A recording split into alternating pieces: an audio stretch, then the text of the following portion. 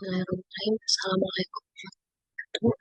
Nah, akan saya share MPM 2008 Di sini saya akan presentasikan mind map saya yang berjudul fisiologi otot pada blok neuroscience and locomotor system. Pertama kita masuk ke apa itu otot. Sebelumnya kita harus mengetahui otot ini berasal dari bahasa Yunani yaitu sarkos, yang dimana otot ini merupakan organ tubuh yang penting dalam proses kontraksi yang menghasilkan gerak aktif pada tubuh. Otot juga merupakan salah satu organ utama pada tubuh karena sifatnya berkontraksi.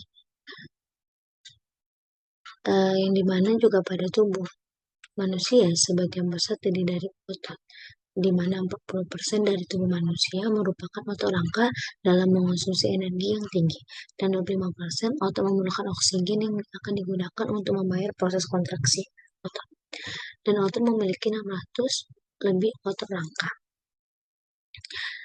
Proses kerja otot ialah kontraksi dan relaksasi, yang dimana saat kontraksi otot akan menyusut dan mengerut dan terjadi pengurang ATP, dan pada saat relaksasi otot akan dan terbentuk ATP, dan pada saat istirahat otot akan mengalami sedikit ketegangan yang disebut dengan tonus yang berfungsi memelihara posisi dan gerak tubuh.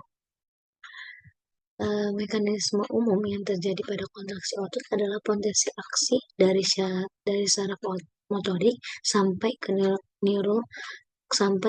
neuromuscular junction atau EDPLET, yang dimana potensial EDPLET ini yaitu sinap yang motorik presinap bertemu dengan membran post presinaptif. Sekresi neurotransmitternya itu asetilkolin dari ujung saraf kemudian menuju ke saluran gate asetilkolin di membran otot terbuka. Kemudian ion natrium masuk ke dalam serat otot menuju potensial aksi.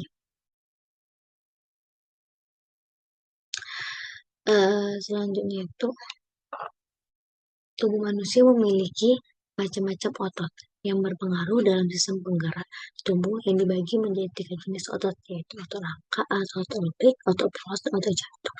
Dan selanjutnya itu otot itu dibagi menjadi 3, ada otot jantung, otot rangka, otot lurik, dan otot polos. Pertama kita masuk ke otot rangka atau otot lurik, yang dimana dia itu merupakan otot yang melekat pada rangka tubuh yang paling banyak tersebar di tubuh.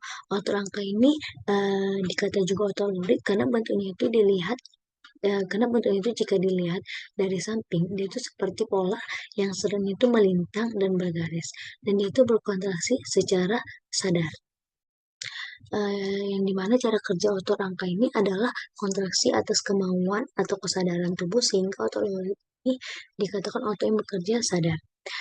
Dan otot rangka atau lurik ini dapat berkontraksi bila mendapat rangsangan karena disadari oleh saraf sadar.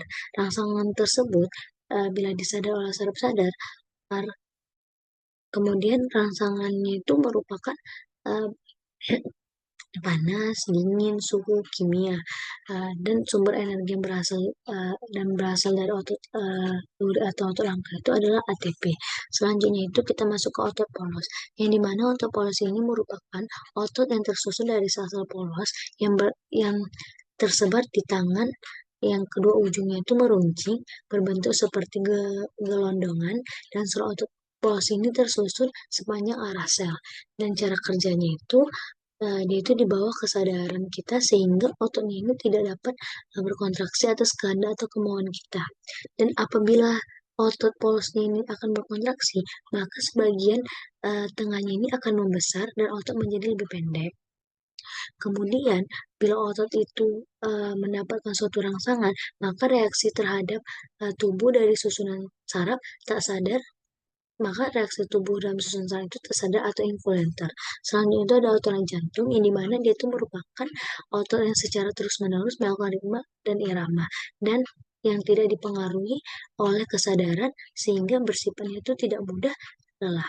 Yang dimana mekanismenya itu dia itu di bawah kesadaran tubuh dan bersifat tidak dapat dikanda oleh tubuh sehingga ya tidak mudah lelah. Yang dimana dia itu juga memiliki kontraksi khusus yang bekerja secara otomatis tanpa adanya rangsangan dan bekerja secara terus-menerus dengan ritme dan irama. Sumber energi kontraksi otot ini dia itu ada dua. Yang pertama ada kontraksi ATP yang di dalam serat otot itu terdapat ada 4 milimolar, hanya cukup untuk dalam kontraksi selama 1 sampai 2 detik. Kemudian ada DP dari pembaca ATP segera direpospolisasi menjadi ATP. Kemudian ada uh, ada sifat otot, yaitu ada antagonis berlawan atau sinergis bersamaan. Yang dimana yang berlawan ini ada fleksi dan ekstensi, ada abduksi dan adduksi, ada pronasi dan supinasi, ada depresi dan elipasi. Kemudian ada sinergi atau bersamaan, yang dimana dia ini terjadi kontraksi dan relaksasi itu secara bersamaan, dan kedua ototnya ini akan bekerja sama. Kemudian selanjutnya itu ada kesimpulan yang dapat ini kesimpulan dari mind map saya, yaitu otot ini merupakan organ yang berperan aktif dalam kontraksi yang menghasilkan gerak pada tubuh, dan fungsinya itu sebagai alat gerak aktif yang menggerakkan tubuh manusia baik secara sadar maupun tidak sadar, dan berfungsi juga sebagai tempat melekatnya otot dalam rangka tubuh sehingga tubuh dapat bergerak dengan bebas dan aktif. Yang kita ketahui otot itu terbagi menjadi 3, otot rangka, otot lutut, dan otot polos. Yang dimana dia itu sifatnya itu ada antagonis berlawanan dan ada sinergis bersamaan. Dan sedangkan otot yang bersifat sinergis itu dia itu tidak memiliki, dia itu melakukan itu kontraksi itu secara bersamaan. Kalau antagonis dia secara berlawanan.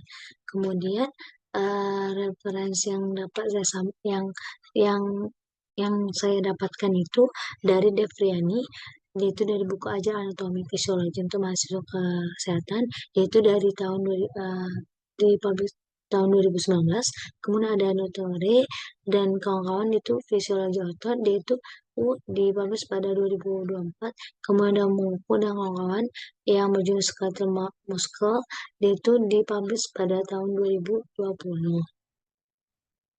Baik, mungkin itu saja yang dapat saya sampaikan untuk meme saya. Kurang dan lebih saya minta maaf. Assalamualaikum warahmatullahi wabarakatuh. Terima kasih.